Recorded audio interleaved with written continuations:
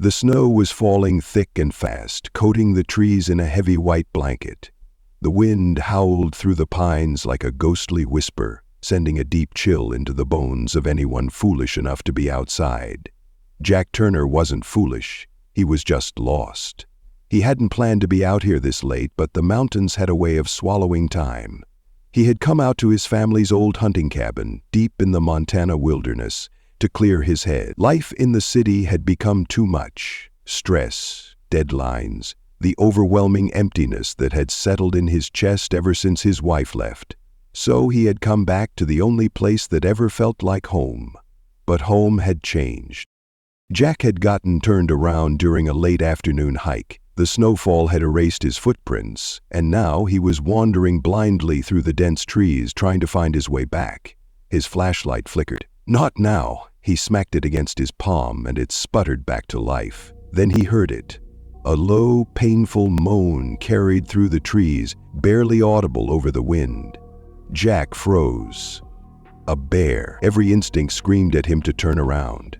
A bear in the wild was dangerous, but an injured bear? That was a whole new level of unpredictable. And yet, something in the sound made him hesitate. It wasn't a growl of aggression. It was a cry of pain. Cautiously, Jack followed the noise, stepping carefully over fallen branches and through the thick snow. The sound grew louder until finally he saw it. Lying against a tree trunk, barely breathing, was a massive grizzly bear.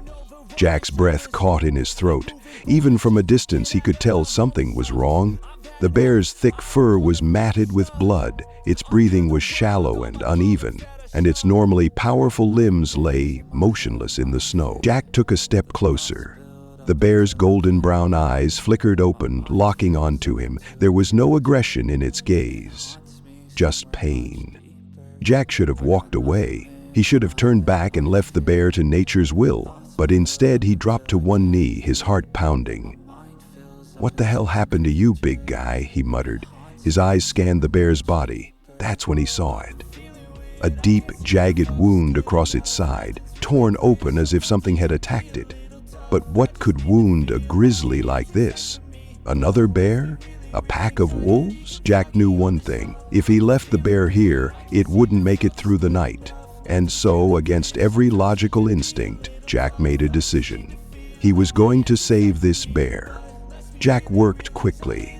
His survival pack had basic medical supplies, but not enough for something like this. Still, he did what he could, cleaning the wound as best he could with alcohol wipes, using strips of his own shirt to bandage the deep gash. The bear barely reacted, too weak to protest.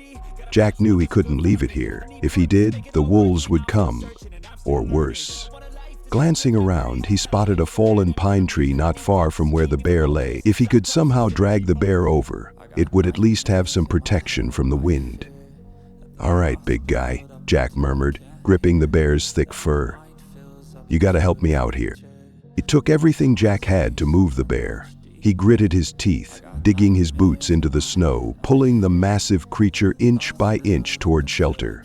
His muscles burned, his breath came in ragged gasps, but somehow he managed to get the bear under the fallen tree. By the time he was finished, he could barely stand. He collapsed onto the snow, gasping for air, his hands shaking. The bear's eyes were still locked onto him, watching. Like it understood. Jack let out a tired laugh. "Don't look at me like that. You owe me one." The bear huffed, a low rumbling sound, and for the first time Jack wasn't sure if it was from pain or amusement. Jack stayed with the bear that night. He couldn't leave it alone. He built a small fire, careful to keep it at a safe distance, its glow flickering against the snow-covered trees. The forest was too quiet. Jack had spent enough time in the wilderness to know that when the forest went silent, it meant one thing: something else was out there. He gripped his hunting knife, his heart pounding in his chest. His eyes darted between the trees, searching for movement. The fire crackled, sending long shadows stretching across the snow. And then, something moved. A dark shape, just beyond the firelight, watching. Jack's blood ran cold. It wasn't a wolf, It wasn't a mountain lion. It was something taller, something walking on two legs. The bear let out a low, warning growl, barely able to lift its head. Jack's grip on his knife tightened. He wasn't alone. By the time the first light of dawn broke through the trees, Jack hadn't slept. His mind replayed the shadow in the trees over and over. Had he imagined it? A trick of the firelight? But then he saw them. Footprints. Not bear tracks. Not wolf prints. Human footprints. But something was off. The tracks were too big. The stride was too long. And most disturbingly, they didn't lead in or out of the forest. They just appeared. And then vanished. Jack's stomach twisted. Something was very, very wrong. He turned back to the bear. Its breathing was steadier now. The bandages were still holding. But those golden brown eyes, they were locked on the footprints too. Jack exhaled. He needed to get out of here. But deep down, he knew whatever was watching last night wasn't finished with him yet. Jack's breath came out in clouds as he stared at the impossible footprints. The early morning light stretched long shadows across the snow, and yet the air felt unnaturally still, as if the forest itself was holding its breath. The prints were deep, meaning whoever, or whatever, had made them was heavy. But what made Jack's skin crawl wasn't their size, it was how they ended. There was no back trail, no approach, no departure. They simply began right there in the clearing, like something had just appeared. Jack swallowed hard, his instincts screaming at him to get out of here now. But then he turned to look at the bear. The big grizzly was still alive. Barely. Its breathing was steady, but its golden eyes were locked on the same tracks, as if it too knew something was wrong. The bear wasn't just an animal running on instincts. No, this thing understood something that Jack didn't, and that scared him more than anything. Jack knelt in the snow, running his fingers along the edges of the mysterious tracks. They were human-like, but different. Too wide, too long, and the deeper impressions at the toes suggested claws? Jack had been raised in the wilderness, but this was beyond anything he had ever seen. He exhaled sharply, forcing himself to focus. The snow was still falling lightly, and if he didn't get the bear somewhere safer, they'd both be in trouble soon. But something deep inside told him this wasn't over. Not even close. Jack made his decision. He wasn't leaving the bear behind. It took nearly everything he had to fashion a makeshift sled using some fallen branches and his old tarp. Moving the bear onto it was even harder. The grizzly, despite its injuries, let out a deep groan as Jack struggled to lift its massive weight. "You're not making this easy, big guy," Jack muttered, wiping sweat from his brow. The bear huffed, as if annoyed. Jack actually chuckled at that. Yeah, I know, but you'd do the same for me, right?" The bear didn't answer, but those golden eyes never left him. It took 4 brutal hours to get back to his cabin. By the time Jack dragged the sled over the final hill, his muscles were on fire, his lungs burned from the freezing air, and his hands were shaking so badly he could barely unlock the cabin door. Finally, they were inside, safe. Or so he thought. Night fell fast. Jack got the bear settled near the fireplace, doing his best to keep it warm and comfortable. He checked the wounds. Still bad, but no worse than before. That was a good sign. He collapsed into his chair, exhausted. His body was screaming for sleep, but his mind, it wouldn't shut off, because something still felt wrong. Then it happened. A low, guttural sound from outside. Jack sat up, his pulse spiking. He slowly reached for his rifle, eyes locked on the door. The wind howled against the cabin walls, but beneath it, there was something else. A deep breathing. Something big was out there. Jack carefully got up, moving toward the window. He hesitated before looking out, his breath caught in his throat, and that's when he saw it. 2 glowing eyes. Not the bear's, something else, something taller than any man, standing just at the tree line, watching, waiting. Then, a second pair of eyes. Then a third. Jack's hands went cold. There were 3 of them, and they were waiting for something. He stepped back from the window, his mind racing. Had they followed him? Had they been watching him this whole time? Behind him, the bear let out a deep, warning growl. Jack didn't know if it was meant for him or for whatever was out there. The hours crawled by. Jack didn't sleep. He sat in the dark cabin, rifle in hand, listening, waiting. Every so often he'd hear a branch snap outside or the sound of slow, deliberate footsteps moving in the snow. Then, just before dawn, came the worst part. A slow, scratching sound against the cabin door. Jack's grip tightened on his rifle. His breath was locked in his chest. The scratches weren't erratic like an animal. They were controlled, deliberate, like fingernails against wood. The bear growled low from its spot by the fire. It tried to move, but the pain was still too much. Jack could see it struggling, its muscles tensing. It knew the danger was real. And then silence. No footsteps. No scratching. Just silence. Jack forced himself to breathe. He counted the seconds, his fingers still wrapped around his rifle. Finally, the first hints of morning light broke through the trees. And that's when Jack saw the door. His stomach dropped. Because carved deep into the wood was a symbol. 3 long vertical slashes. A mark. A warning. And the bear? It was staring at the door too, but not in fear. In recognition, as if it had seen that mark before. Jack's heart pounded as he stared at the 3 deep slashes carved into his cabin door. The symbol was precise, not from an animal's random claw marks, but something deliberate, intelligent, and old. The edges of the cuts were so deep they nearly split the wood.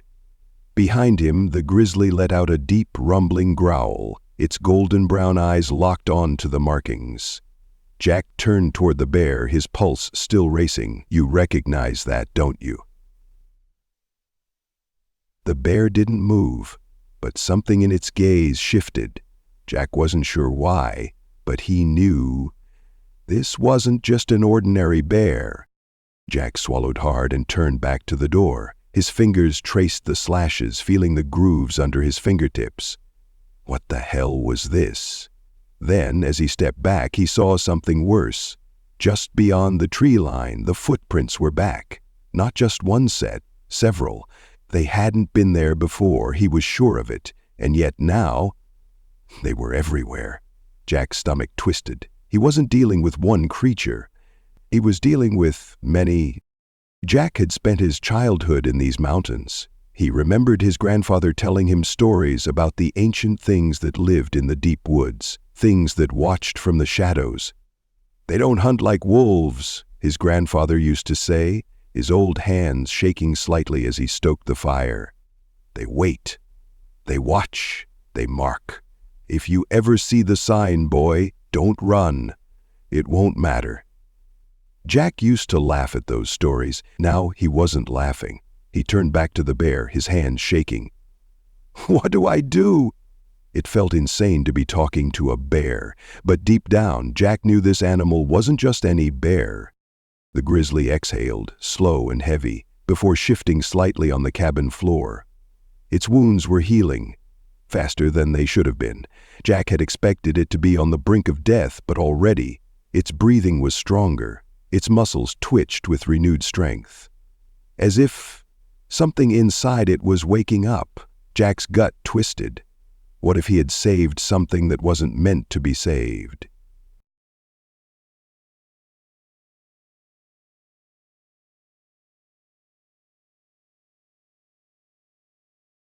The sun set faster than Jack expected.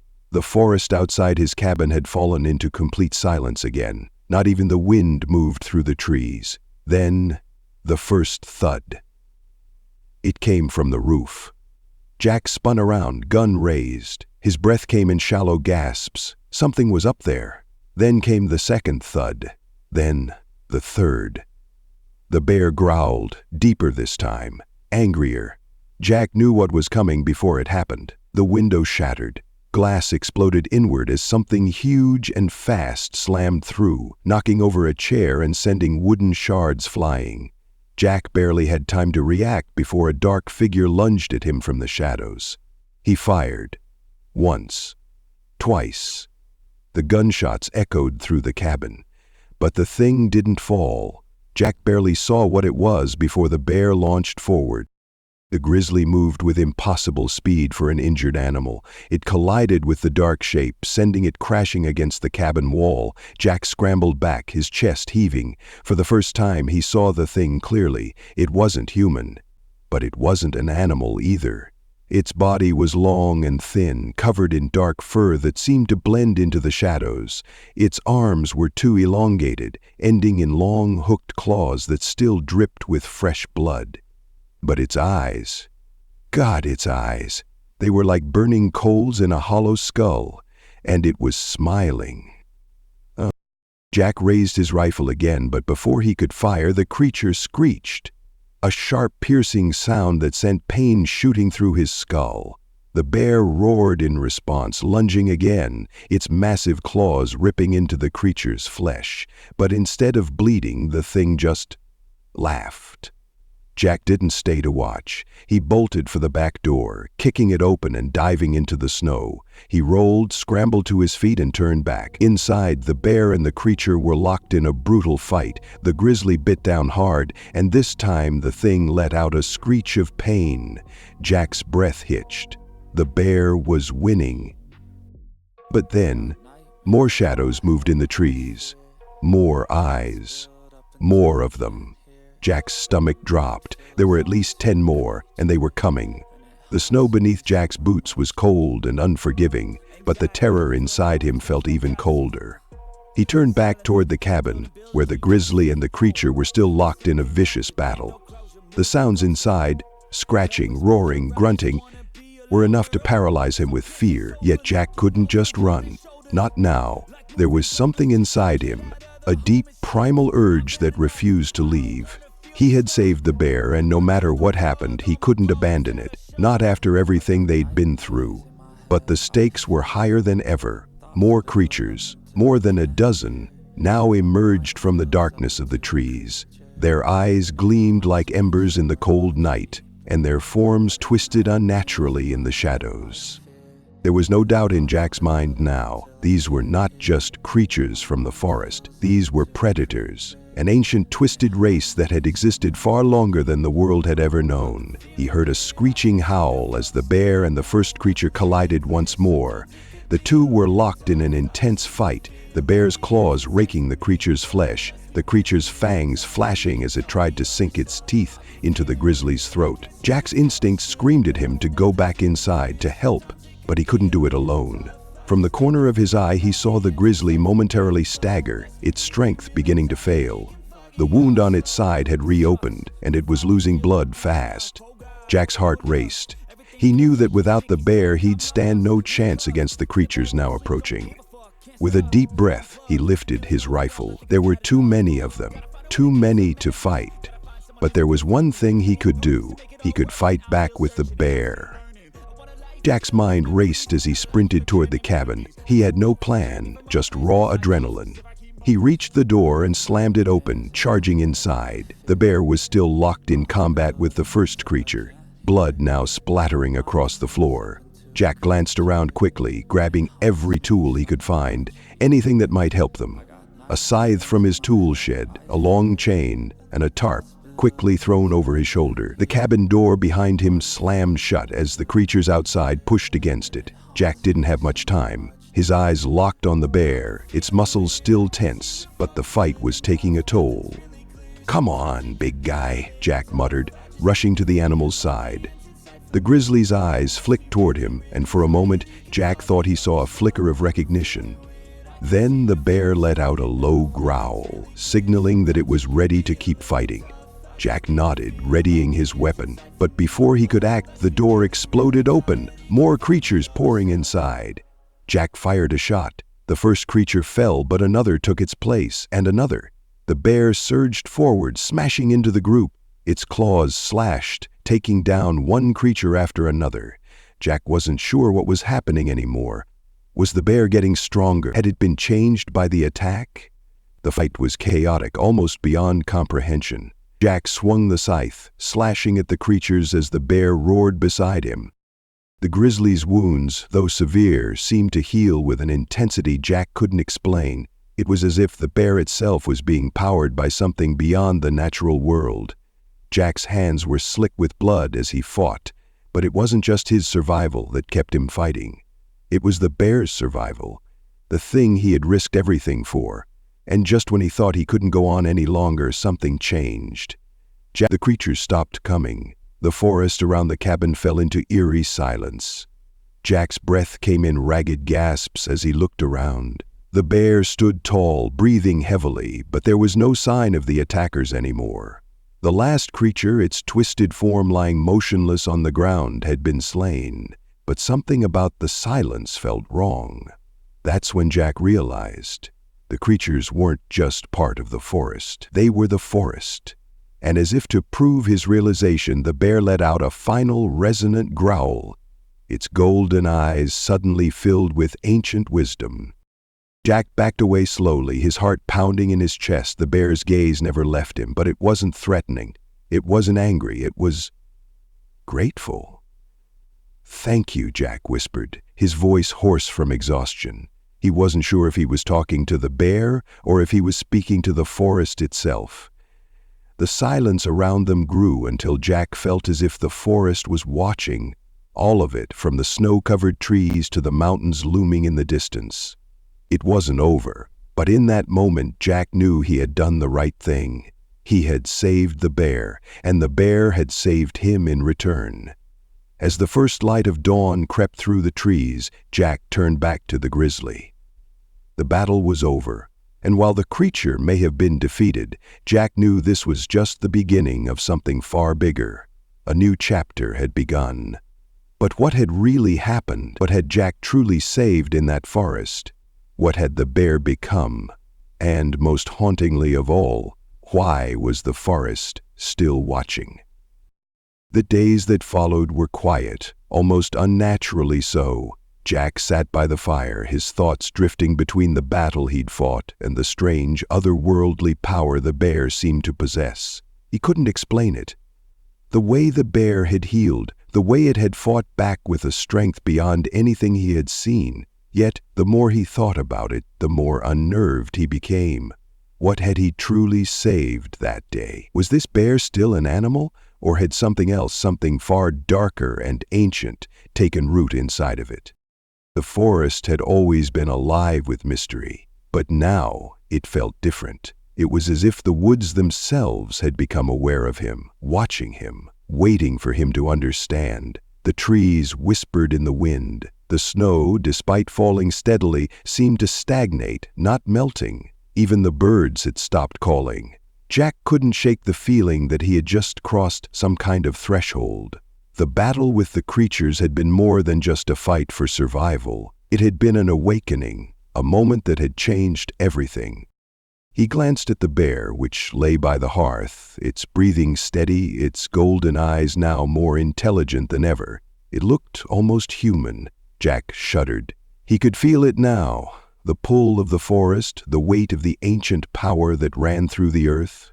The bear had opened something inside of him. Something he hadn't noticed before, a connection, a bond forged not just between man and animal, but between man and the land itself. And that connection wasn't just dangerous, it was a curse. Jack woke up to the smell of burning wood, but it wasn't from the fire. No, this scent was different. It was acrid, sharp in the back of his throat. He stood up quickly, reaching for his rifle, but before he could even make it to the door, something stopped him. A low growl. The bear's growl. But this time it wasn't just a warning. It was something far darker. Jack's heart skipped a beat. He turned slowly toward the bear. The animal was standing now, its claws extended, its mouth slightly open as if it could smell something that Jack couldn't. And then from outside the cabin he heard it. A voice. Whispering, "You should have left."